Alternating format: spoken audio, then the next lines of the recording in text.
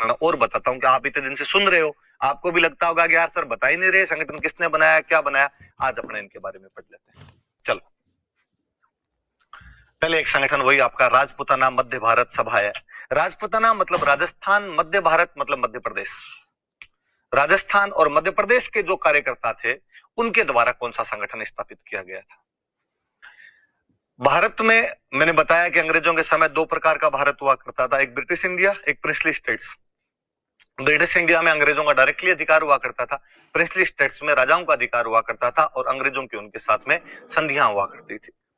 British India में अंग्रेजों के खिलाफ एक बहुत बड़ी पार्टी बन गई थी, इंडियन नेशनल कांग्रेस, और वो लोगों के अधिकारों के लिए आंदोलन चला रही थी। अपने यहाँ पे कोई पार्टियां थी नहीं, अपने वाले लोग भी कांग्रेस के अधिवेशनों में जा जाके वहां पे बात सुना करते थे। फिर अपने वाले लोगों को लगता यार अपने बार बार कांग्रेस के अधिवेशन में आके यहाँ पर बात सुनते हैं, क्यों ना अपने खुद एक संगठन बनाया जाए, उस खुद के संगठन के माध्यम से और चीजें की जानी चाहिए। तो हमारे लोगों ने एक संगठन बनाया, वो संगठन था राजपूताना मध्य भारत सभा। 1918 में यह संगठन बना था। 1918 के अंदर यह संगठन बनता है। हुआ क्या था, 1918 में कांग्रेस का एक अधिवेशन हुआ था दिल्ली में। कांग्रेस का सेशन था, कांग्रेस का अधिवेशन था दिल्ली में। दिल्ली सेशन था वो कांग्रेस का 1918 का। 1918 का दिल्ली सेशन था। उस दिल्ली सेशन के अंदर अपने खूब सारे कार्यकर्ता गए हुए थे और उन खूब सारे कार्यकर्ताओं ने वहां पर सोचा कि क्यों ना अपने रियासतों की जनता के लिए भी एक संगठन बनाया जाना चाहिए। और रियासतों की जनता के लिए पहला संगठन कोई बना था तो राजपूताना मध्य भारत सभा ही था। लिखा हुआ स्थापना कब हुई, तो स्थापना तो 1918। कहां पर हुई, तो दिल्ली। मैं आपको इसकी जगह भी बताना चाहूंगा कि दिल्ली में भी कहां हुई। तब अपने मारवाड़ी बनिए जो थे वो देश के अलग अलग कोनों के अंदर जाके बस गए थे। हमने पढ़ा भी था कि उनके बसने के कारण क्या थे, पर उन बनियों में भी कहीं ना कहीं राजस्थान के प्रति भावनाएं थी।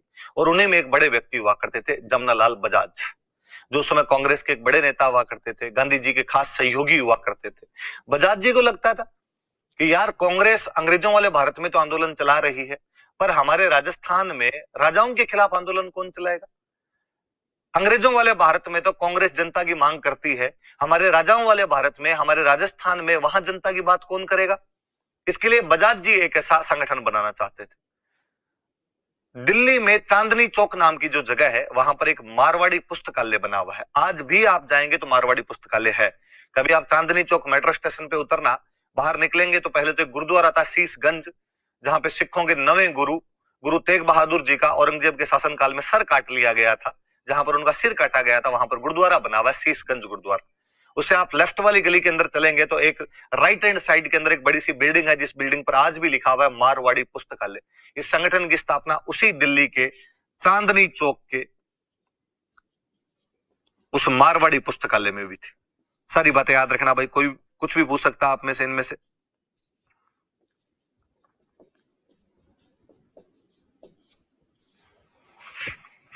तो राजपूताना मध्य भारत सभा रियासती भारत का पहला राजनीतिक संगठन है। याद रखना सारी बात। रियासती भारत का फर्स्ट पॉलिटिकल ऑर्गेनाइजेशन, प्रथम राजनीतिक संगठन। कब स्थापित हुआ, 1918 में। कहां स्थापित हुआ, दिल्ली के चांदनी चौक के मारवाड़ी लाइब्रेरी या मारवाड़ी पुस्तकालय के अंदर हुआ।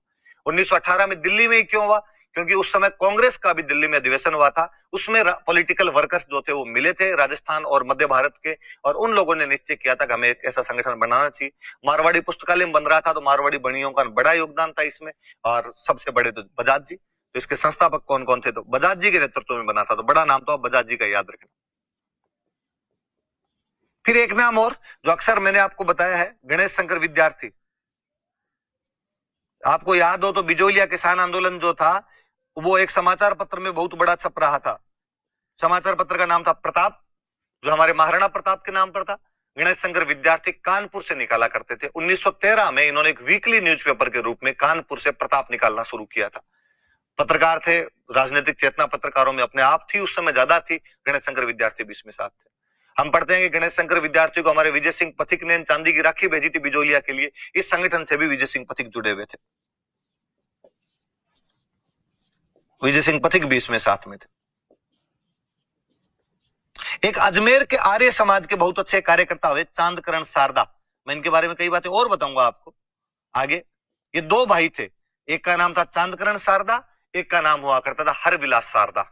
आर्य समाज के बहुत अच्छे कार्यकर्ता थे, सोशल रिफॉर्म के बहुत अच्छे प्रयास किए, और हम हरविलास शारदा को तो आज भी याद करते हैं कि उन्हीं के नाम पे अपने चाइल्ड मैरिज एक्ट, बाल विवाह रोकने का जो कानून बना था, वो हरविलास शारदा के नाम पर 1929 में बना था। इसलिए आज भी उस एक्ट का नाम शारदा एक्ट है, या शारदा एक्ट के नाम से हम जानते हैं। तो ये दोनों शारदा बंधु थे, चांदकरण शारदा और हरविलास शारदा। अजमेर के आर्य समाज के कार्यकर्ता हुआ करते थे। समाज सुधार की बातें थी तो वो आगे धीरे धीरे पॉलिटिकल अवेकनिंग में भी बदली, और इन लोगों ने संगठन की स्थापना। वापस देखिए आप, राजपूताना मध्य भारत सभा 1918 में दिल्ली में कांग्रेस अधिवेशन के समानांतर इसकी स्थापना हुई, जो दिल्ली के चांदनी चौक के मारवाड़ी पुस्तकालय में की गई। यह रियासती भारत का फर्स्ट पॉलिटिकल ऑर्गेनाइजेशन था जो मारवाड़ी पुस्तकालय बना। तो मारवाड़ी बनी है, याद आने चाहिए आपके। जमनालाल बजाज थे, एक बहुत बड़े पत्रकार गणेश शंकर विद्यार्थी, जो कानपुर से आपका प्रताप नाम का समाचार पत्र 1913 से वीकली निकला करते थे, उसको विजय सिंह पथिक थे, चांदकरण शारदा थे, और भी खूब सारे लोग थे। ये मुख्य मुख्य कार्यकर्ता है जो इसके अंदर शामिल हुए थे। हम और पढ़ते हैं। कार्यालय कहा गया, कार्यालय कहां बनाया जाए, तो शुरू शुरू में ये कहा गया कि इसका कार्यालय कानपुर में बनाया जाना चाहिए। कानपुर में कार्यालय बनाने के दो रीजन। पहला रीजन तो कानपुर में कार्यालय बनाने का एक ही है कि भाई गणेश शंकर विद्यार्थी वहां से प्रताप नाम का अखबार निकाल रहे थे, तो उन्होंने कहा यार वो मैं वहां पर हूं, मैं इसको हैंडल कर लूंगा, वहां बना लिया जाए। दूसरा कारण ये, मैंने फिर कहा कि मारवाड़ी बनियों का एक बहुत बड़ा संगठन था, और उस समय कानपुर में अपने खूब सारे मारवाड़ी बनिए रहा करते थे। तो उन्होंने भी कहा कि भाई हम इसको टैकल कर लेंगे, तो एक बार कानपुर में बना लो। तो पहले तो इसका कानपुर के अंदर वो रखा गया था, लेकिन बाद में कहा गया कि नहीं यार, कानपुर में जब ये राजपूताना और मध्य भारत के लिए है, तो कोई राजपूताना या मध्य भारत की जगह जहां पर इसका सेंटर बने, तो राजपूताना की कौन सी जगह पे सेंटर बनाया जा सकता है, राजस्थान की वो कौन सी जगह जहां हम सेंटर बना ले। क्या हम जोधपुर में, उदयपुर में, बीकानेर में सेंटर बना सकते हैं? नहीं। यहां सेंटर क्यों नहीं बना सकते? क्योंकि ये राजाओं का राज्य है यहाँ पे, और राजाओं के राज्य में कोई यूं जाके राजाओं के खिलाफ बोलने वाला सेंटर बनाए तो सूंत के रख दे राजा कोई। तो साहब कहां सेंटर बनाया जाए, तो उस जगह पे बना लो जहां अंग्रेजों का राज है। अंग्रेज बहुत भले थे बेचारे, वो शांतिपूर्ण आंदोलन के लिए तो मना ही नहीं करते थे, आपको जो करना है वो कर लो, ऑफिस खोलनी है ऑफिस खोल लो। और अंग्रेजों का राज अपने अजमेर में हुआ करता था, इसलिए बाद में ये जो ऑफिस था ये कहां पे ट्रांसफर कर लिया गया था, तो ये ऑफिस अजमेर में ट्रांसफर कर लिया गया था। दोनों बात याद रखना कि प्रारंभ में जो इसका ऑफिस था वो कहां पर बनाया गया था, तो पहले तो कानपुर में बनाया गया था, लेकिन बाद में इसको कहां पे शिफ्ट कर लिया गया था, अजमेर के अंदर। कानपुर में क्यों बनाया गया? गणेश शंकर विद्यार्थी कानपुर से प्रताप निकाला करते थे, और कानपुर उस समय मारवाड़ी पूंजीपतियों का, मारवाड़ी जो बनिए थे उनका मुख्य केंद्र था। मजदूर आंदोलन चल रहा था उस समय कानपुर में, तो वो भी वहां पर ये स्वतंत्रता की, राजनीतिक चेतना की भावनाएं भी उस समय ज्यादा हुआ करती थी, इसलिए कानपुर किया गया। लेकिन बाद में कहा गया कि नहीं, राजस्थान का ही कोई सेंटर होना चाहिए, तो अजमेर के अंदर इसको लेके आ गए थे। तो ये याद रखना। इसके अधिवेशन कहां कहां हुए, कौन कौन से अधिवेशन हुए? 4 अधिवेशन याद रखने इसको। उसके बाद तो ये संगठन ही धीरे धीरे अपने आप ही खत्म हो गया था। 1918 में बना, कहां पर बना है? दिल्ली। पहले अध्यक्ष याद रख लेना, एक तो गिरधर शर्मा, आगे वाले याद रखो नहीं रखो, गिरधर शर्मा ने अध्यक्षता की थी उस पहले अधिवेशन की। चांदनी चौक के मारवाड़ी पुस्तकालय के अंदर जो हुआ था। दिल्ली में कांग्रेस का अधिवेशन, दिल्ली में इन्होंने अपना कर लिया। कांग्रेस हर साल अपना अधिवेशन करती थी। 1919 में कांग्रेस ने अपना अधिवेशन किया था अमृतसर, तो इन्होंने भी अपना अधिवेशन कर लिया अमृतसर में। ये भी अमृतसर में, अमृतसर अधिवेशन भी मेरा पढ़ाया हुआ है कि अमृतसर अधिवेशन में पथिक जी के कहने पर आपके बाल गंगाधर तिलक ने बिजोलिया के पक्ष में प्रस्ताव रखा था। केलकरण उसका साथ देते हैं, लेकिन बाद में आपके गांधी जी और मालवीय जी के कहने पर वो प्रस्ताव गिर गया था। ये बात मेरी पढ़ाई हुई है आपको, तो वो सेम बात यहां पर मान लो अमृतसर में हुआ था। अब सबसे खास इसका 1920 वाला है। 1920 के अंदर इन्होंने किया था अजमेर में। ये थोड़ा सा याद रखने वाला, ये याद रखना। और इसके अध्यक्ष बजाज जी खुद थे।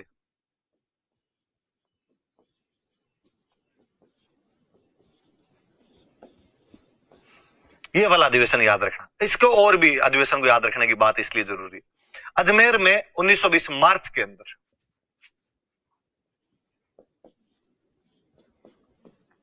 मार्च 1920 में अजमेर में ये अधिवेशन किया गया था। और इस अधिवेशन के अंदर दो बातें हुआ क्या था कि 1920 तक आते आते अंग्रेजी सरकार ने पुराने क्रांतिकारियों पे जो भी कानून लगे हुए थे, जो भी सजाएं दी हुई थी, उन सबको माफ कर दिया था। जो भी केस चल रहे थे वो सारे के सारे केस माफ कर दिए थे। बेसिकली ये तीन, विजय सिंह पथिक, राव गोपाल सिंह खरवा और केसरी सिंह बारट, इनके मुकदमे खत्म कर दिए गए थे इस मामले में। हुआ क्या था कि अंग्रेजी सरकार जब 1919 में एक एक्ट लेके आई थी, 1919 में एक एक्ट लेके आई थे, भारत परिषद अधिनियम कहा जाता है उसको, काउंसिल ऑफ इंडिया एक्ट लेके आए थे। यहाँ आपने एक अच्छे शब्दों में उसको सुना होगा, मॉन्टेग्यू चम्सफोर्ड सुधार, मॉन्टेग्यू चम्सफोर्ड रिफॉर्म लेके आए थे। उन रिफॉर्म को, उस एक्ट को जब भारत में लागू किया जा रहा था, तो लोगों के बीच में थोड़ी सिंपैथी गेन करने के लिए, लोगों के बीच में थोड़ा अच्छा दिखने के लिए उन्होंने कहा कि जो भी कैदी है उनको हम रिहा कर रहे हैं। तो खूब सारे जो पॉलिटिकल वर्क कैदी थे उनको रिहा कर दिया गया था। तो उसमें अपने केसरी सिंह बारट, गोपाल सिंह खरवान ये सारे थे। विजय सिंह पथिक पर जो केस चले हुए थे वो केस खत्म हो गए थे। तो यही वो पहला अधिवेशन है इसमें विजय सिंह पथिक ने कहा था कि मेरा नाम भूप सिंह है। हम पढ़ते हैं कि उनका वास्तविक नाम भूप सिंह था। उनका वो भूप सिंह जिसमें मुकदमा चल रहा था इतने दिन, वो मैं हूं, मैं विजय सिंह हूं, बाहर मत बताना, आपको घर के अंदर ये बात बता रहा हूं। इसी अधिवेशन में ये बात करते हैं और इसी में अपने वो क्रांतिकारी भी भाग लेने के लिए बाद में आए थे। तो ये अधिवेशन इसलिए भी इंपॉर्टेंट था कि सारे बड़े बड़े नेता जो अब तक कई जेलों के अंदर थे वो भी इसके अंदर भाग लेने के लिए आ गए थे आपके। फिर 1920 में कांग्रेस का अधिवेशन हमेशा दिसंबर में हुआ करता था, तो दिसंबर में कांग्रेस का अधिवेशन हो रहा था नागपुर में, तो इन्होंने वापस अपना नागपुर में अधिवेशन किया। नागपुर में अधिवेशन किया और नागपुर वाले अधिवेशन में अध्यक्ष बनाना तो था इनको एनसी केलकर को, क्या एनसी केलकर को अध्यक्ष बनाएंगे, लेकिन केलकर किसी कारण वजह से उस अधिवेशन में भाग नहीं ले पाए थे। इसलिए अपने जयपुर के एक बंदे थे गणेश नारायण सोमाणी, और उन गणेश नारायण सोमाणी को इसके अंदर अध्यक्ष बनाया गया था।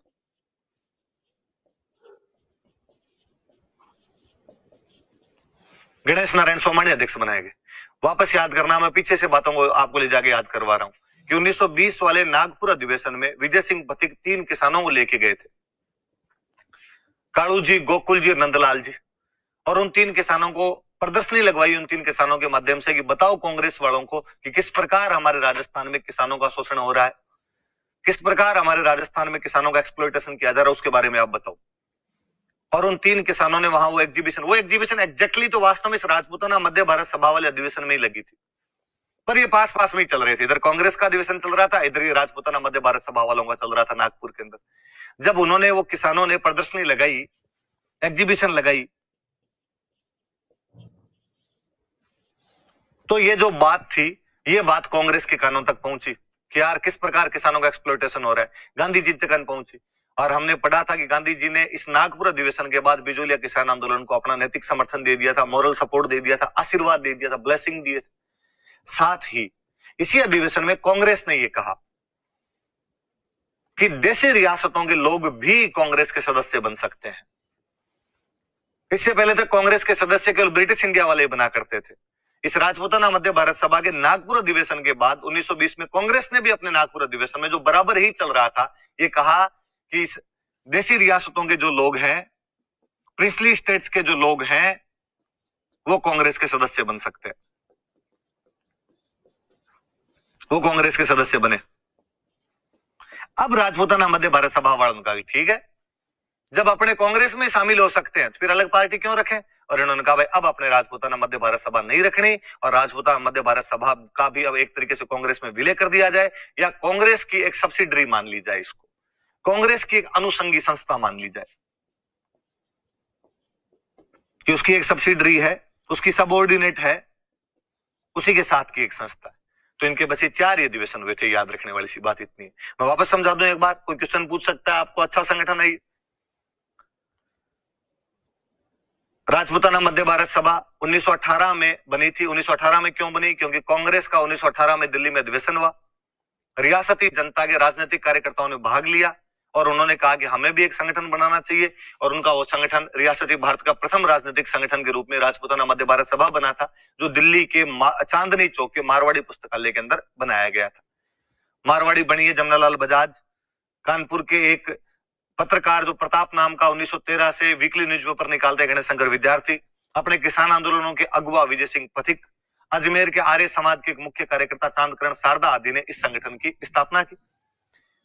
पहले कानपुर में इसका कार्यालय बनाया जा रहा था, क्योंकि कानपुर में गणेश शंकर विद्यार्थी थे, कानपुर मारवाड़ी पूंजीपतियों का मुख्य केंद्र था, कानपुर में मजदूर आंदोलन चल रहे थे, इसलिए राजनीतिक चेतना का स्तर बहुत ऊंचा था। लेकिन बाद में राजस्थान के अंदर इसका सेंटर स्थापित किया गया। सेंटर कौन सा था? अजमेर इसका सेंटर स्थापित किया गया। 1918 में दिल्ली में इसका अधिवेशन हुआ, जिसके अध्यक्ष थे गिरधर शर्मा, क्योंकि दिल्ली में कांग्रेस का हुआ। 1919 में कांग्रेस का अमृतसर में हुआ, तो इन्होंने भी अपना अमृतसर में किया। इनका याद तो 1920 वाला ही रखना है, जब मार्च में इन्होंने, तब कांग्रेस का नहीं था, इन्होंने अकेलों ने किया, अजमेर के अंदर किया। जमनालाल बजाज उसके अंदर अध्यक्ष थे, और इसी के अंदर भूप सिंह ने कहा मैं विजय सिंह हूं। इसी के अंदर केसरी सिंह बारठ और गोपाल सिंह खरवा जैसे जो क्रांतिकारी थे, जो जेल से छूट के आए थे, उन्होंने भाग लिए थे। और 1920 में फिर कांग्रेस के समानांतर इन्होंने किया, नागपुर के अंदर किया। केलकर को अध्यक्ष बनाना था, केलकर किसी वजह से नहीं आ पाए, तो जयपुर के गणेश नारायण सोमानी थे, उन्होंने इसकी अध्यक्षता की थी। और इसके अंदर ही विजय सिंह पथिक के कहने पर किसानों की प्रदर्शनी लगाई गई। ये बातें कांग्रेस तक पहुंची, और कांग्रेस ने कहा कि देशी राज्यों के जो लोग हैं वो भी कांग्रेस के सदस्य बन सकते हैं। उसके बाद राजपूताना मध्य भारत सभा को कांग्रेस के अनुसंगी सबॉर्डिनेट समिति ही मान लिया गया, कमेटी मान लिया गया। उसके बाद इसके कोई आगे अधिवेशन वगैरह अपने को, बड़े अधिवेशन वगैरह को देखने को नहीं मिलते। ये राजपूताना मध्य भारत सभा याद रखना।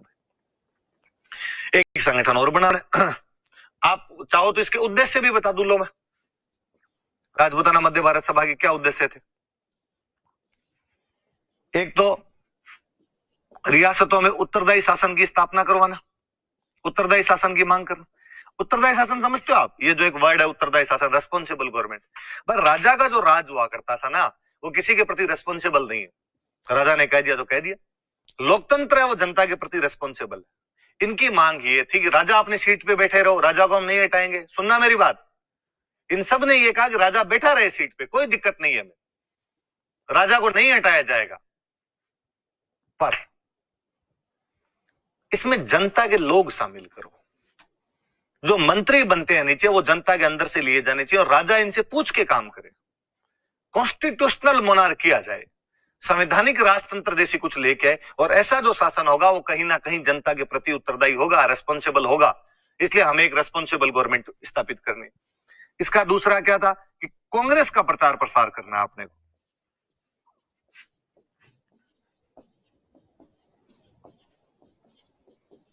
कांग्रेस का प्रचार प्रसार करना, तो इस संगठन के उद्देश्य भी थे। तो याद रख लेना, थोड़ी सी बातें मेंस में लिखने के लिए काम आए जी, कभी पूछ ले कोई ऐसे संगठन के बारे में। तो राजस्थान सेवा संघ, गांधी जी का एक ठिकाना हुआ करता था वर्धा, तो यह संगठन 1919 में वर्धा में बना था। वर्धा के अंदर यह संगठन बनाया गया था। मैं अभी और बताऊंगा कैसे क्या बातें वापस करेंगे हम। 1900, अब मैंने लिख दिया 1919 वर्धा में इसकी स्थापना हुई थी। इसके संस्थापक कौन थे? वही विजय सिंह पथिक इसके भी है। उधर जमनालाल बजाज बड़े नेता, इधर तो विजय सिंह पथिक का ये संगठन है। विजय सिंह पथिक। दूसरा एक बड़ा नाम याद रखना आपने, तो रामनारायण चौधरी। बताए हुए हैं मेरे किसान आंदोलनों के कितने बड़े नेता रहे, हम सबने पढ़ा है। अब ये सारे नाम आपने पढ़े हुए, आपको जोर नहीं आएगा ज्यादा। एक नाम और आपके हरि भाई किंकर।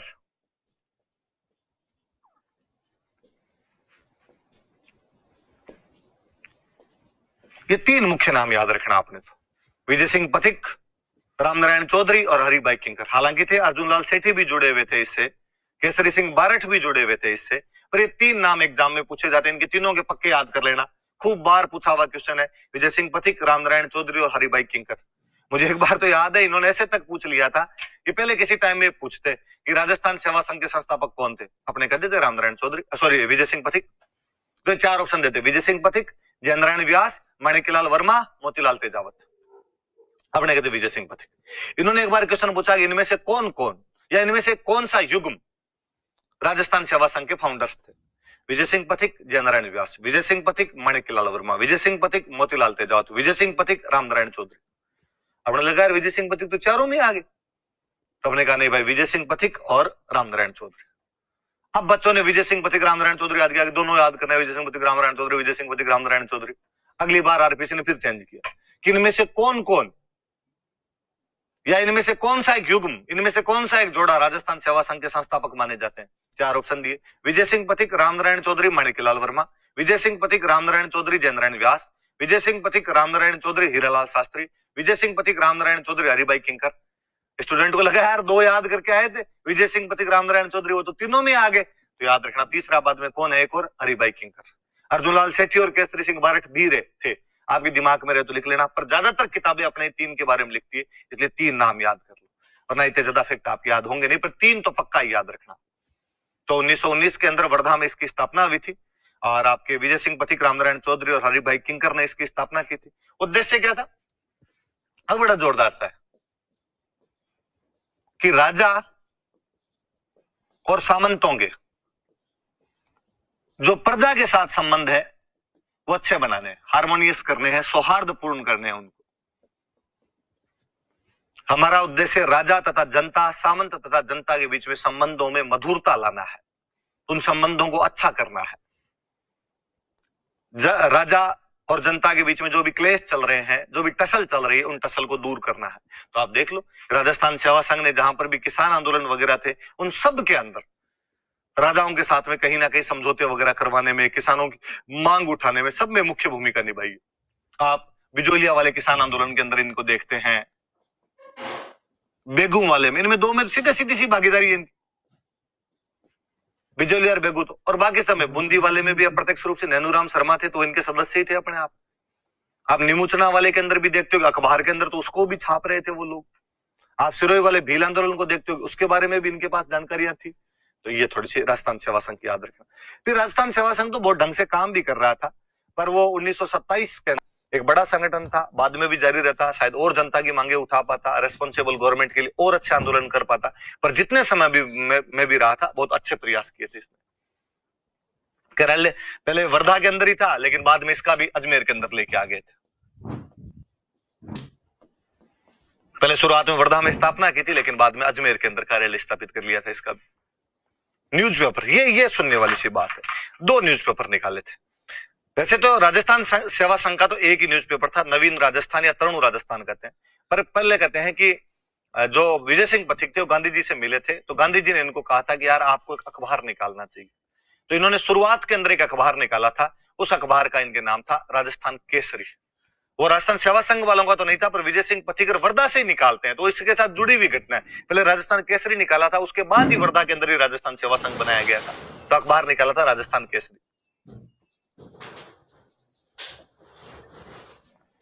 मैं कई बातें बताऊंगा, देखो आप, राजस्थान केसरी नाम का एक समाचार पत्र वहां से निकालना शुरू किया था। ये साथ साथ में बने हुए, आपके राजस्थान सेवा संघ भी वर्धा से और राजस्थान केसरी भी वर्धा से।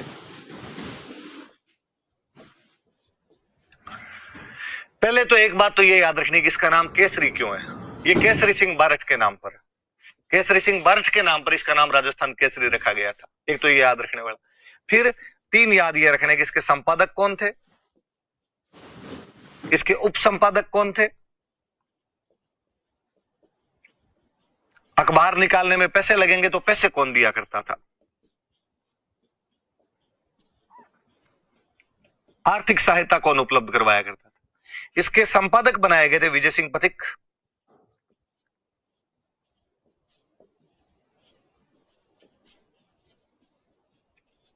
इसके उप संपादक बनाए गए थे रामनारायण चौधरी,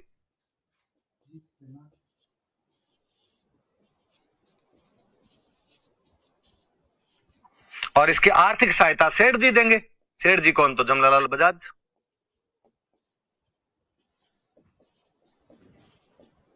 तो इसकी आर्थिक सहायता दिया करते थे जमनालाल बजाज। तो 3 याद रख लेना आप। राजस्थान केसरी वर्धा से निकलता था, संपादक थे विजय सिंह पथिक, को एडिटर थे रामनारायण चौधरी, और जो इकोनॉमिक हेल्प इसके लिए दी थी वो जमनालाल बजाज ने दी थी। तो वर्धा मैंने इसलिए बता दिया कि भाई ये दोनों बातें आपकी याद रह जाए, कि भाई वर्धा से पहले राजस्थान सेवा संघ, और वर्धा से अखबार। संगठन कौन सा बनाया वर्धा में, तो राजस्थान सेवा संघ। वर्धा में अखबार कौन सा निकाला था इन लोगों ने, तो राजस्थान केसरी निकाला था। हालांकि ये लंबे टाइम तक नहीं निकल पाया था राजस्थान केसरी, तो इनसे बाद में बंद हो गया था, पर 3-4 बातें याद रहे। राजस्थान केसरी का ऐसा नाम क्यों है, तो केसरी सिंह बारठ के नाम पर राजस्थान केसरी। केसरी सिंह बारठ तब रिहा होकर आए थे 1920 के अंदर, और संपादक थे विजय सिंह पथिक, उप संपादक थे रामनारायण चौधरी, आर्थिक सहायता दी थी जमनालाल बजाज। एक अखबार और अपना पढ़ा हुआ है, नवीन राजस्थान, ये अपने अजमेर से निकालते थे। 1922 में इसको अजमेर से निकालना शुरू किया था इन लोगों ने। विजय सिंह पथिक ने निकालना शुरू किया। फिर 1923 में इसका नाम बदल कर दिया गया था तरुण राजस्थान। सरकार ने रोक लगा दी थी तो इन्होंने नाम चेंज कर लिया अखबार का, तरुण राजस्थान निकालना शुरू कर दिया था।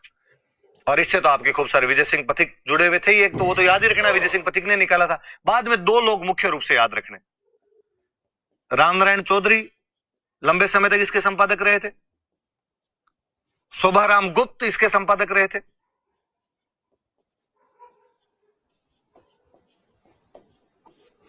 जयनारायण व्यास इसके संपादक रहे थे। पर जयनारायण व्यास ने बाद में इसको ब्यावर से निकालना शुरू कर दिया था। यह बात याद रखनी है। मुझे याद है कि एग्जाम में क्वेश्चन था कि ब्यावर से जयनारायण व्यास कौन सा अखबार निकालते थे, तो तरुण राजस्थान निकाला करते थे। रामनारायण चौधरी को और शोभाराम गुप्त को 1924 में इस अखबार के लिए गिरफ्तार किया गया था कि इस अखबार के अंदर आप सरकार के खिलाफ लिखते हैं। हालांकि रामनारायण चौधरी को तो रिहा कर दिया गया था, पर इन शोभाराम गुप्त को 2 साल की जेल हुई थी, 2 साल की सजा भुगतनी पड़ी थी। राजस्थान सेवा संघ का मुखपत्र मान सकते हो आप इसको। जैसे अपने पढ़ते हैं भाई शिवसेना वालों का अखबार है सामना, वैसे राजस्थान सेवा संघ वालों का जो अखबार था, उस अखबार का नाम था नवीन राजस्थान। अजमेर से निकलता था, बाद में इसका नाम बदल कर दिया था तरुण राजस्थान। विजय सिंह पथिक ने निकाला था इसको। बाद में रामनारायण चौधरी और शोभालाल गुप्त इसके संपादक बने थे। इन दोनों को गिरफ्तार भी किया गया था देशद्रोह के आरोप में कि आप गलत जानकारियां लिखते हैं। शोभाराम गुप्त को तो 2 साल की जेल भी हुई थी। बाद में इसको जयनारायण व्यास ने ब्यावर से निकालना शुरू कर दिया था। ये दोनों राजस्थान संघ से जुड़े हुए थे, इसलिए मैंने दोनों आपको एक साथ पढ़ा दिए। यहाँ पर किन अखबारों के बारे में भी अपने ध्यान में रखा जाए थोड़ी बातें। इन्होंने भी राजनीतिक चेतना लाने का प्रयास किया था। ये लाइनें बहुत अच्छी सी, यश वैभव की चाह नहीं, परवाह नहीं, जीवन रहे ना रहे, इच्छा है तो यह है, जग में स्वेच्छाचार दमन ना रहे। ये नवीन राजस्थान पे पंक्तियां लिखी हुई थी। विजय सिंह पथिक की ये पंक्तियां हैं जो नवीन राजस्थान पे लिखी जाती थी। आरपीसी के एक एग्जाम का क्वेश्चन है, यश वैभव की चाह नहीं, परवाह नहीं, जीवन रहे ना रहे, इच्छा है तो यह है, जग में स्वेच्छाचार दमन ना रहे। यह पंक्तियां कौन से अखबार पर लिखी जाती थी? तो नवीन राजस्थान पर पंक्तियां लिखी जाती थी। और किसकी पंक्तियां हैं? तो विजय सिंह पथिक की। दोनों बातें याद रखना। मैंने हालांकि अखबार का फोटो देखने की कोशिश की थी, फोटो मुझे तो गूगल पे मिला नहीं, आपको मिल जाए तो और अच्छी बात है। पर फिर ये पंक्तियां मुझे याद थी, लाइनें याद थी, तो मुझे लगा यार ये बता दें तो आपके भी थोड़ा ठीक रहे। क्वेश्चन पूछा हुआ है, कोई वापस उठा के नहीं पूछ ले इस क्वेश्चन को। फिर बात करते हैं। फिर एक बड़ा संगठन है, देखो पूरे भारत की रियासतों का एक संगठन बनाया गया था, अखिल भारतीय देशी राज्य लोक परिषद। कांग्रेस 1920 के अंदर कह देती है कि भाई देशी राज्यों के लोग हैं वो भी कांग्रेस के सदस्य बन सकते हैं। पर कांग्रेस अभी भी देशी राज्यों में आंदोलन नहीं चलाना चाहती थी। और कांग्रेस को ऐसा लगता था कि यार यदि हमने देशी राज्यों में आंदोलन चलाया तो हमारी शक्तियां 2 भागों में बंट जाएगी। आधी जो शक्तियां हैं वो तो अंग्रेजों के खिलाफ लगेगी, आधी शक्तियां हैं वो राजाओं के खिलाफ लगेगी। ना तो अंग्रेज निकल पाएंगे अपने देश से ढंग से, और ना राजा खत्म हो पाएंगे। इसलिए यार शक्तियों का बंटवारा नहीं करना, एक बार पूरा ध्यान अंग्रेजों के खिलाफ लगाया जाना चाहिए। और जब देश से अंग्रेज चले जाएंगे ना, उसके बाद देखेंगे कि राजाओं के साथ क्या करना है और क्या नहीं करना है। तो कांग्रेस देशी राज्यों में आंदोलन चलाना नहीं चाहती थी। तो देशी राज्यों, अब भारत में लगभग 550 देशी राज्य थे यार, और उनको लगता था यार ये ठीक भेदभाव है हमारे साथ, ये तो गलत किया जा रहा है। 550 रियासतों का 2-2 आदमी भी यदि कांग्रेस के अधिवेशन में जाते तो 1100 आदमी हो गए। एक एक भी जाए तो 550 लोग हो गए। इन 550 ने सोचा कि यार कांग्रेस के पीछे पीछे घूमना ही क्यों है, खुद की पार्टी बनाते हैं। अपने तो खुद की पार्टी बना ली जाए, और खुद की पार्टी बना के कांग्रेस अपने ब्रिटिश इंडिया में आंदोलन करती रहे और अपने तो अपने देशी रियासतों में आंदोलन करते रहेंगे। तो यार ये काम ठीक है। 1922 में पुणे के अंदर ऐसा प्लान तैयार किया गया। पुणे में एक मीटिंग हुई और इस पुणे की मीटिंग के अंदर कहा गया कि देशी रियासतों को भी एक संगठन बनाना चाहिए। देशी रियासतों के प्रतिनिधियों की, प्रिंसली स्टेट्स के जो भी रिप्रेजेंटेटिव्स हुआ करते थे, उनकी एक मीटिंग हुई। पर बातें हैं, बातों का क्या, बातें हुई लेकिन इंप्लीमेंट नहीं की गई। 4 साल तक तो कोई आगे कार्यक्रम बढ़ा ही नहीं। 1926 में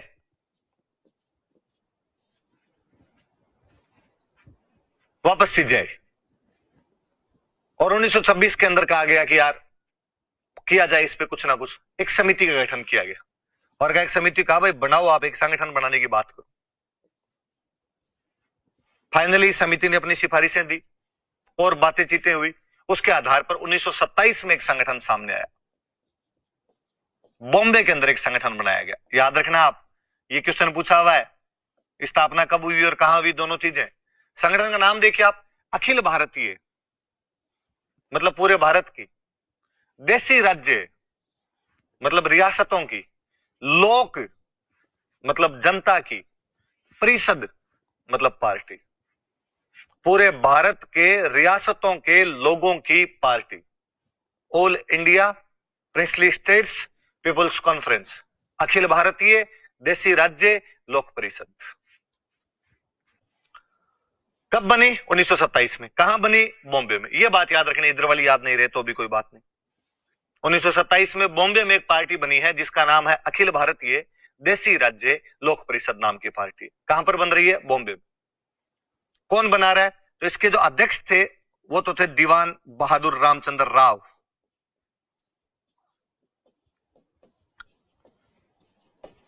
दीवान बहादुर रामचंद्र राव जो थे वो तो थे इसके अध्यक्ष। उपाध्यक्ष अपने वाले थे, वाइस प्रेसिडेंट जो बनाए गए थे वो अपने पथिक जी थे। ये एक बड़ी बात है, याद रखने वाली बात। ये यही पूछेंगे, अध्यक्ष साहब से कोई पूछेगा ही नहीं, ये पूछे जाएंगे। और इसी में लिख देता हूं मैं, अपने राजस्थान और मध्य भारत की जिम्मेदारी, वही अपने को और मध्य प्रदेश को हमेशा साथ में कंसीडर किया करते थे। राजस्थान और मध्य भारत के सचिव बनाए गए थे रामनारायण चौधरी। के सचिव कौन हो?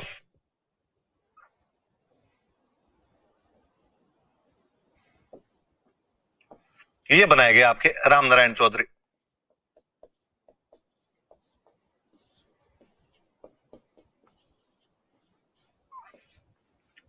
तीन नाम ध्यान रखने हैं आपको। अध्यक्ष कौन थे? दीवान बहादुर रामचंद्र राव, अपने कोई मतलब नहीं इनसे। उपाध्यक्ष अपने वाले थे विजय सिंह पथिक। और राजपूताना और मध्य भारत की जिम्मेदारी किसको दी गई? यहाँ का सेक्रेटरी, यहाँ के सचिव किसको बनाया गया? तो अपने रामनारायण जी को बना दिया गया। सेठ जी आप इधर वाले मैटर देख लो। पार्टी कौन सी है? अखिल भारतीय देसी राज्य लोक परिषद। नाम याद कर लें, अगले 5-6 दिन तक मैं लगातार इस पार्टी का जिक्र करूंगा।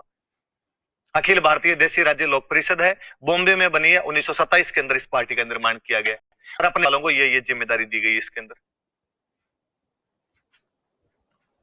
और पढ़ते हैं इसके बारे में। स्थापना वगैरह तो मैंने बताई दी, कैसे कैसे क्या है वो स्थापना तो। और दूसरी बात देखते हैं, 27 में पार्टी बनी, स्थापना हुई इसकी। ये बातें कांग्रेस को पता चली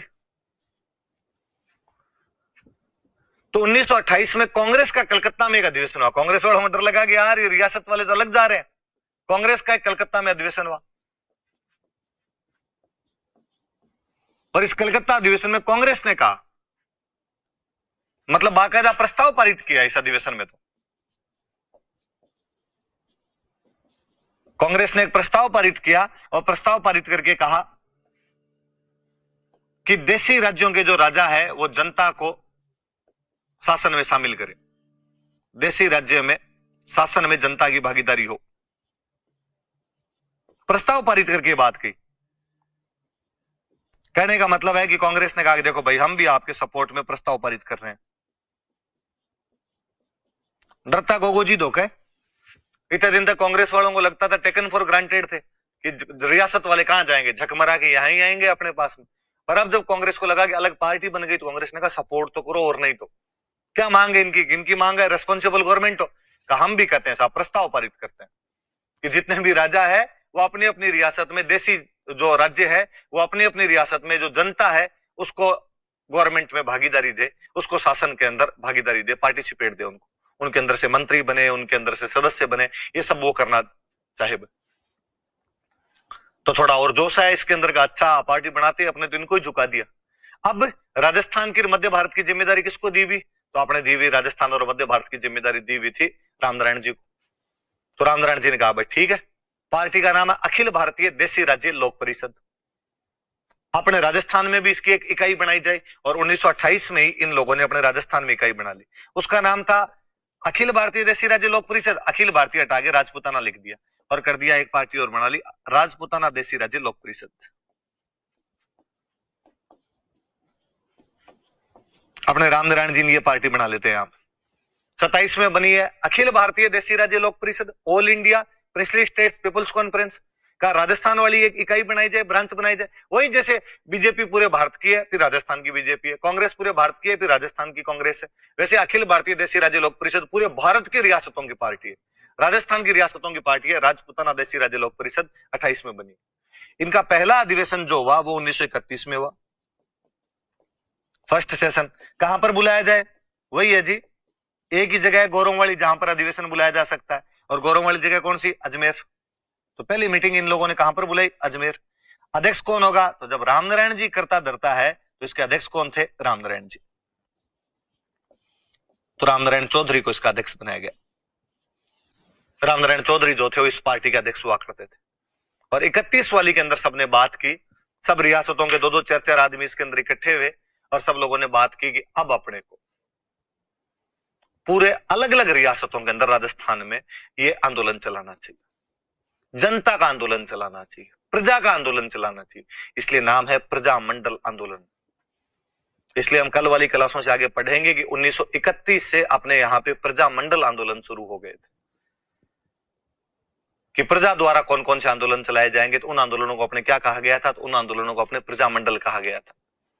वापस बताऊं मैं, ये थोड़ी सी वापस ध्यान देने वाली बातें देखना। 1927 में बॉम्बे में, पहले ये यहां से 1922 में पूना के अंदर देशी रियासतों के प्रतिनिधियों की एक बैठक वीर का पार्टी बनाई जाए। 26 में इसके लिए एक समिति का गठन किया गया। 27 में यह पार्टी बनी जिसका नाम अखिल भारतीय देशी राज्य लोक परिषद, जो कि बॉम्बे में बनी है। इसके अध्यक्ष थे दीवान बहादुर रामचंद्र राव। इसके उपाध्यक्ष हुआ करते थे विजय सिंह पथिक। राजपूताना और मध्य भारत का सेक्रेटरी बनाया गया था रामनारायण चौधरी को। इस बात से कांग्रेस दुखी हुई और कांग्रेस ने हाथों हाथ कांग्रेस के 1928 का जो कलकत्ता अधिवेशन हुआ उसके अंदर उन्होंने कहा कि देशी राज्यों को हम कहते हैं राजाओं के खिलाफ हम एक प्रस्ताव पारित करते हैं और हम राजाओं से कहते हैं कि वो लोग भी जनता को शासन में भागीदारी दे। 28 में अखिल भारतीय देशी राज्य लोक परिषद की राजस्थान वाली इकाई बनी जिसका नाम था राजपूताना देशी राज्य लोक परिषद। 31 में इन लोगों ने अपना पहला अधिवेशन बुलाया अजमेर के अंदर। रामनारायण चौधरी अध्यक्ष थे और कहा गया अब तो हर प्रांत के अंदर, हर रियासत में, बीकानेर का अलग, टोंक का अलग, भरतपुर का अलग, धौलपुर का अलग, जोधपुर में अलग, सब जगह प्रजा के आंदोलन चलाने चाहिए। उनको अपने क्या बोलते हैं? प्रजा मंडल आंदोलन। और हम कल वाली क्लास में पढ़ेंगे कि 1931 से अपने यहां पे क्या शुरू हो जाते हैं? प्रजा मंडल आंदोलन।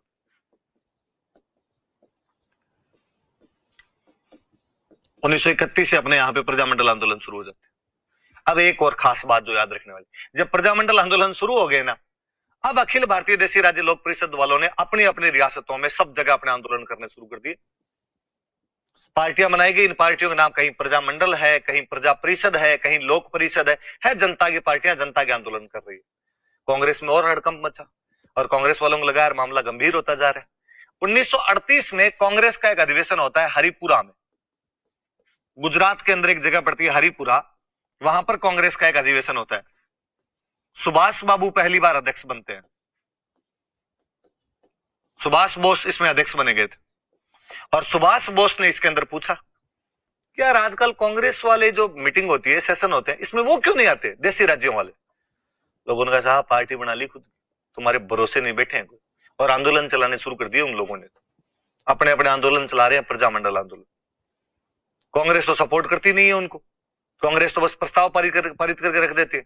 1938 में पहली बार कांग्रेस ने कहा कि हम प्रजा मंडलों को समर्थन देते हैं। याद रखना, क्वेश्चन पूछा हुआ है, वापस कोई पूछ लेगा कि कांग्रेस ने प्रजामंडल आंदोलनों को अपना समर्थन कब दे दिया था? 1938। इस बात को और याद रखना, हम आगे पढ़ाऊंगा आपको। 1938 में राजस्थान में सबसे अधिक प्रजामंडल बने हैं। 31 से प्रजामंडल शुरू होते हैं, कोई 31 में बनता है, 34 में बनते हैं, 36 में बनते हैं, पर सबसे ज्यादा प्रजामंडल यदि बने थे तो 38 के अंदर बने थे। तो तीन पार्टियां मुख्यतः याद रखना जिन्होंने राजस्थान में जन जागरण करने का प्रयास किया था। शुरुआत में राजपूताना मध्य भारत सभा और राजस्थान सेवा संघ ये करती है, जो हमारे यहाँ के नेताओं द्वारा चलाई गई थी। पर वो मतभेदों की वजह से, अन्य किसी कारणों से वो पार्टियां खत्म हो गई। फिर एक पार्टी जो पूरे भारत की बनी थी, उसका असर राजस्थान में भी दिखाई दिया। भारत में बनी थी अखिल भारतीय देसी राज्य लोक परिषद, राजस्थान में उसकी यूनिट थी राजपूताना देसी राज्य लोक परिषद, प्रत्येक रियासत में उसकी जो यूनिट थी उसके नाम हुआ करते थे प्रजामंडल। कल से हम प्रजामंडल शुरू करेंगे, हमारी अलग अलग रियासत के सारे प्रजामंडल हम पढ़ेंगे। तब तक के लिए धन्यवाद। हाँ जी, तो लास्ट वाली क्लास में हमने राजस्थान में राजनीतिक जन जागरण शुरू कर लिया था। हम कुछ ऐसे संगठन पढ़ रहे थे जिनके माध्यम से राजस्थान में पॉलिटिकल अवेकनिंग का काम किया गया था, और उन्हीं में से हमने सबसे पहले एक संगठन पढ़ा था राजपूताना देसी भारत मध्य भारत सभा, जो कि रियासती भारत का पहला पॉलिटिकल ऑर्गेनाइजेशन हुआ करता था। और हमने बताया था कि 1918 में दिल्ली में कांग्रेस का अधिवेशन हुआ। उसी समय दिल्ली के अंदर चांदनी चौक के मारवाड़ी पुस्तकालय के अंदर जमनालाल बजाज, विजय सिंह पथिक, आपके गणेश शंकर विद्यार्थी, नरसिंह देव सरस्वती, चांदकरण शारदा, इन कुछ लोगों ने मिलकर एक वो संगठन बना लिया। शुरुआत में कहा गया कि इसका कार्यालय कानपुर रखो, लेकिन बाद में इसका कार्यालय अजमेर लाया गया था।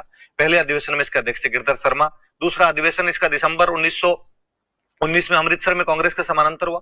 तीसरा अधिवेशन इंपोर्टेंट है, जो कि 1920 के मार्च में अजमेर में हुआ। जमनालाल बजाज इसमें अध्यक्ष थे। इसी में भूप सिंह जी ने कहा था मैं विजय सिंह हूं। इसी में केसरी सिंह बारट और गोपाल सिंह करवा जैसे जो क्रांतिकारी थे वो छूट के आए थे, तो उन लोगों ने भी इस अधिवेशन के अंदर भाग लिया था। और फिर 1920 के अंदर आपका यह अधिवेशन नागपुर में कांग्रेस अधिवेशन के समानांतर हुआ, जिसमें विजय सिंह पथिक के कहने पर किसानों की प्रदर्शनी दिखाई गई थी। और उसके बाद कांग्रेस की सहयोगी संस्था इस राजपूताना मध्य भारत सभा को मान लिया गया था।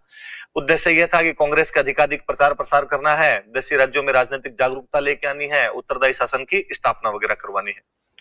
इसी दौरान विजय सिंह पथिक गांधी जी से मिले थे, और गांधी जी कहने पे वर्धा से एक समाचार पत्र निकालना शुरू किया था जिसका नाम था राजस्थान केसरी, जिसमें केसरी शब्द केसरी सिंह बारट का है। उसके संपादक विजय सिंह पथिक थे, उसके उप संपादक रामनारायण चौधरी थे, और पैसे देने का काम आपके जमनालाल बजाज किया करते थे उस अखबार का, राजस्थान केसरी का। और वर्धा से निकालना शुरू किया था और राजस्थान केसरी। और वर्धा में एक संगठन बनाया था जिसका नाम था राजस्थान सेवा संघ, जो कि विजय सिंह पथिक, रामनारायण चौधरी और हरिभाई किंकर ने बनाया था, लेकिन बाद में उसका कार्यालय तो हालांकि अजमेर लेकर आ गए थे। हम पढ़ते हैं कि विभिन्न किसान आंदोलनों में वो संगठन अपनी मुख्य भूमिका निभाता है, परंतु बाद में नेताओं के आपसी मतभेदों की वजह से 2829 तक जाते जाते वो राजस्थान सेवा संघ खत्म हो जाता है। राजस्थान सेवा संघ वालों का मुख्य पत्र हुआ करता था नवीन राजस्थान, जो कि अजमेर से निकलता था, और बाद में इसका नाम बदलकर तरुण राजस्थान कर दिया गया था। शुरू में विजय सिंह पथिक निकालते थे, बाद में रामनारायण चौधरी और शोभाराम गुप्त इसे निकालते थे। इन दोनों को गिरफ्तार भी किया गया था। शोभालाल गुप्त को तो इसके लिए बाकायदा 2 साल की सजा भी हुई थी। फिर जयनारायण व्यास ने इसको ब्यावर से निकालना शुरू कर दिया था। ये तमाम बातें हमने पढ़ी थी। फिर एक संगठन पढ़ा था अखिल भारतीय देशी राज्य लोक परिषद, जिसके लिए 1922 में पुनः से प्रयास करने शुरू किए थे। 1926 में एक समिति बनी थी। 27 के अंदर बॉम्बे के अंदर इसका गठन किया गया था, और दीवान बहादुर रामचंद्र राव उसके अध्यक्ष बनाए गए थे। विजय सिंह पथिक उसके उपाध्यक्ष थे, और रामनारायण चौधरी को राजपूताना और मध्य भारत सभा का सचिव बनाया गया था। 28 के अंदर कांग्रेस ने घोषणा की, प्रस्ताव पारित किया कि भाई देशी राज्यों में जो उत्तरदायी शासन है उसको स्थापित किया जाना चाहिए। 38 के अंदर कांग्रेस का जो हरिपुरा में अधिवेशन हुआ, इसमें सुभाष बाबू अध्यक्ष थे, उसके अंदर कहा गया कि प्रजामंडल आंदोलनों को हम अपना समर्थन देते हैं। तो प्रजामंडल आंदोलन में अचानक बूम आई थी। 28 के अंदर अपने राजपूताना देशी राज्य लोक परिषद का गठन किया गया था। 31 में इसका पहला अधिवेशन अजमेर के अंदर बुलाया गया, जिसके अध्यक्ष रामनारायण चौधरी थे, और उसके बाद राजस्थान में प्रजामंडल आंदोलन की शुरुआत हो जाती है। और राजस्थान में जो पहला प्रजामंडल बना था वो बना था अपने जयपुर राजधानी के अंदर बना था। आज हम उसी जयपुर प्रजामंडल की बातें करेंगे, उससे जुड़े हुए तमाम दूसरी चीजें भी हम देखेंगे। हम वहां से आते हैं। लिखा हुआ है जयपुर प्रजामंडल। जयपुर प्रजामंडल की बात करते हैं। पहले लिखा स्थापना। स्थापना पढ़ रहे हैं हम, तो स्थापना हुई थी इसकी 1931। जिस साल अजमेर के अंदर मीटिंग की कि अपने को प्रजामंडल बनाने चाहिए, उसी साल सबसे पहले जयपुर वालों ने खटका किया, और जयपुर वालों ने कहा लो भाई हम तो बना ही देते। उधर जब अजमेर में बात करके आए कि सब रियासतों में अपने अपनी जनता को जागरूक किया जाए और अपने अपनी जनता को कहा जाए कि प्रजामंडल बनाओ, तो जयपुर वालों ने प्रजामंडल बना लिया। जयपुर वालों के जो प्रजामंडल बनाने वाले थे, संस्थापक थे, इनका नाम था कर्पूर चंद पाटनी। ये नाम याद रहे भाई आपके, कर्पूर चंद पाटनी ने यह बनाया था। 2 बात सिंपल से याद रखनी है। जयपुर प्रजामंडल की स्थापना कब हुई? 1931। ये स्थापना किसके द्वारा की गई? कर्पूर चंद पाटनी के द्वारा की गई। 2 सिंपल सी बात याद रखनी है आपको। अब बना तो लिया कर्पूर चंद पाटनी ने, लेकिन बनाने के बाद में काम शुरू नहीं किया गया। यहां पे 4-5 साल निकल गए, कोई काम हुआ ही नहीं।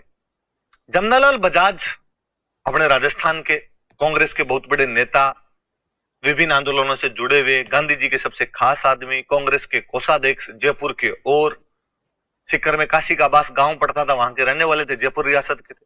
बजाज जी एक बार यहाँ पे आए हुए और बजाज जी ने कर्पूर चंद पाटनी को इनको का 31 में बनाया था, तो बजाज जी का भी सहयोग था कि यहां बनाओ, पर बजाज जी तो संभाल नहीं पाते थे, कर्पूर चंद पाटनी ने वही संभालते थे। अब बजाज जी 36 में यहां जयपुर आए और बजाज जी ने कहा कि लो भाई, प्रजामंडल चल रहा है आपका, 5 साल हो गए, क्या क्या काम किया है बताओ देखे। प्रजामंडल वालों का खूब काम किया सर, तो चलो ऑफिस चलते हैं, आपके ऑफिस देखते हैं। अब प्रजामंडल वाले पीछे पीछे किसके, यार ऑफिस तो किसके लेके जाए, अपने ताला ही नहीं खोला, उसका काम तो कुछ किया हुआ ही नहीं था, चाबी पता नहीं कहां पे रख। बजाज जी को पता चला कि इन लोगों में लखन नहीं है, इन लोगों से नहीं चलाया जाएगा, तो बजाज जी कहते हैं भाई रे, दोबारा दूसरे सिरे से बनाएंगे, 31 में बन गया था पर तुम्हें काम करने के लखन नहीं है। तो 5 साल बाद 1936 में बजाज जी इसका पुनर्गठन करते हैं, जमनालाल बजाज। और बजाज जी ने कहा पाटनी जी आपसे पार नहीं पड़ेगी, अब मैं 2 नए बंदे ला रहा हूं, वो नए बंदे संभालेंगे। और 2 नए बंदे लेके, एक बंदा लेके चिरंजी लाल मिश्र,